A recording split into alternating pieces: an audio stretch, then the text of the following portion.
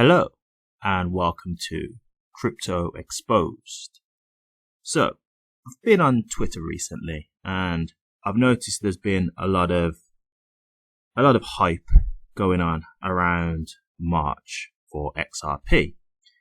This is due to a ISO20022 migration.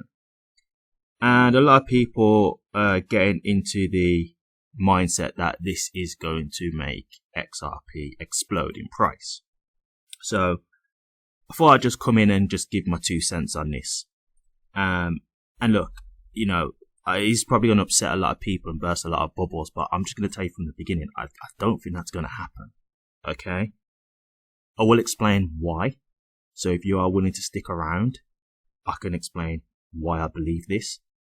But one of the reasons why I've made this channel, I've said this before, is that, the name is Crypto Exposed. I'm here to just expose the truth from what I believe, okay? And I'm always willing to accept that I can be wrong, but the research that I've done and what I've found, I don't think I am. But if anybody can make a compelling argument against this, then I'm willing to listen, okay? And let me just say this as well, just before I get started. When I first came into crypto, I was first told about XRP, okay? I was given a load of videos, a lot of hype about it, and told that this is the coin of the future, okay? I didn't do my own research. I just got what was given to me. I was just fed these videos, and it was all clearly aiming towards one thing about XRP being like the chosen one and stuff like that. And I decided to take that in. I gave it a chance. Now, I'm naturally a skeptic at heart, so I wasn't all in, but I was as invested in it as I could be. I really believed that it was going to blow up on a certain date and get to a certain price because of these videos that I'd seen. Now, when it didn't happen, the skeptic in me said, okay, I gave it a chance. Luckily, I wasn't fully invested in this, but now I'm not just going to take videos sent to me. I'm going to do my own research and, look into it myself and come up with my own conclusions. And I'm still a holder of XRP because I still do believe in the coin.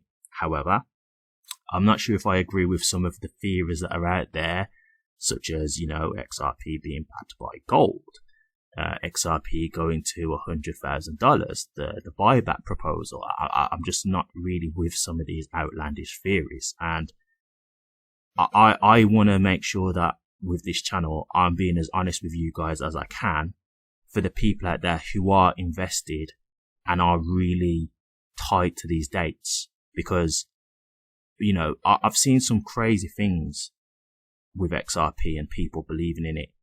And I do worry what this can do to people if it doesn't work out the way they hope. I've seen in a Discord before someone saying, I'm going to quit my job by November because XRP is going to take off by then and I'm going to be a millionaire. So I've handed in my notice. And that was November last year, and clearly XRP didn't take off. So it's a bit scary that people get so invested in this. And that's gonna, I don't know if the guy was, just lying, but if he was telling the truth, he's no longer in a job and he's not a millionaire. So I just want to tell the truth here. So I will just go through this website, which is actually Ripple's website, and I'll explain why I don't think this is going to happen, okay? So let's just go to the first part. Through this membership, Ripple is able to contribute our experience and expertise in the application of ISO20022 standard to cross-border payments and its use in the DLT data structures, highlight data there, in our standardized API. In fact, Ripple and our customers on RippleNet are pioneers using ISO20022 for cross-border payments. Adoption of ISO20022 for domestic ACH and RTGS payments has become widespread over the past 10 years, but so far its use by others has been limited in cross-border payments. ISO20022 is a de facto global data standard for modern payments, messaging between financial institutions and payment systems. Again, messaging, data, yeah? Already adopted domestically in 70 countries, it is estimated that 87% of global financial transactions will be supported by ISO20022 by 2023. This common language helps banks, financial institutions, and systems realize end-to-end processing across domains and geographies, the key element of creating efficient interoperability. So just quickly there, right? As you just saw, it clearly says here that 70 countries are already using ISO20022. So just thinking about it from that stance, would you not think that XRP would have already taken off if over 70 countries are already using ISO20022? What would make you think that this migration is going to be the one that really kicks it off if it's already being adopted? You know, because this is kind of like a big bang theory that, you know, it gets migrated and that's it, you know, XRP just takes off. But 70 countries are already using ISO20022. And again, data messaging is what you keep saying here, yeah? There's nothing really specific about saying, you know, the payment side of it, okay? Just going to go to one other part here. So, industry globalization. Structured data streamlines processing in cross-border payments, leading to fewer false positives and compliance investigations, as well as stronger regulatory controls. When all networks adhere to the same rules and protocols, payment, reach, and straight-through processing dramatically improve. So, in regards to compliance investigations, what they're basically talking about there is sanctions investigations, okay? I'll give you just a very quick breakdown. And a sanctions investigation is against a sanctioned individual. So a sanctioned individual, just to give you a quick example, is, let's just say, a terrorist. So let's just go with an obvious example, Osama bin Laden, okay? So Osama bin Laden was a terrorist, so he's a sanctioned individual, which means that if we clearly see a payment of his trying to make, you know, trying to transfer funds to, let's just say, someone in America, okay? So Osama bin Laden is trying to transfer funds to someone in America. We would have to block those funds. Why? Well, he's a known terrorist, so we don't know what he's trying to do with those funds. Is he sending money over to this person to create a bomb, to go and blow up a building or a bus, right? So because it's a sanctioned individual, we have to be concerned with what the payments are for, okay?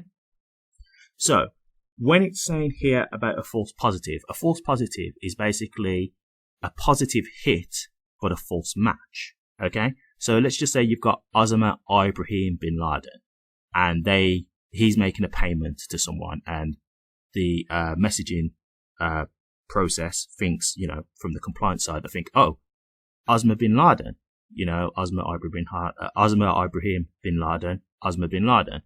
And so they will have to do an investigation to prove that Osama Ibrahim bin Laden isn't the terrorist Osama bin Laden, okay? And once they've done that, that will prove to be a false positive because it was a positive hit, but a false match. It wasn't actually the terrorist, okay? So again, this is about data and messaging. This is what shows me it's clearly all about the messaging. It's a messaging standard. That's what ISO 20022 is, okay? And I think where this gets misconstrued is when this migration happens, it does mean that it's going to enable cryptocurrencies to be able to be used within the messaging standard, because they'll basically be updating codes now. So when you have different currencies, they have different codes. So for England, for example, it's GBP, which is for Great British Pound. So for XRP, it will be XRP, right? So it does mean that it's going to enable these payments to now be used. But just because the option is there doesn't mean they are actually now definitely going to be utilized, right? It just means that the option is there for them to pick if they so choose. And I think this is where the confusion lies. I think a lot of people think that because cryptocurrencies will now be enabled from this migration, it definitely means XRP is now going to be used. And that's not necessarily the case here. So I hope this helps. And, you know, I get the feeling this, you know, if it does pick up any views. It's probably going to cause a lot of issues because a lot of people really believe in this and they get very argumentative and defensive over this kind of stuff because they really believe what they believe. And hey, as I say, if you can put forward a compelling argument to prove what I'm saying is wrong, I will listen to it. I'm not closed-minded here. I'm the kind of person where I take in as much information as I can, whether it's, good, bad, whatever, indifferent, and then I can make an informed decision. So if you show me things that could maybe change my mind, I'm willing to look at that. But I think in the information that I've provided, I think it's enough to say this isn't the big bang that everyone's hoping for. This isn't going to make XRP rocket in March. I really don't think it is. But, time will tell, right? And look, I'll say this. If I am wrong, I will happily say I'm wrong, laughing all my way to the bank, because I'll be very happy with my investment. So I take no pleasure in debunking these kind of theories. I would love it to be true. But I just know there's people out there who may be really hoping for this. And I just want to try and give them a bit more reality.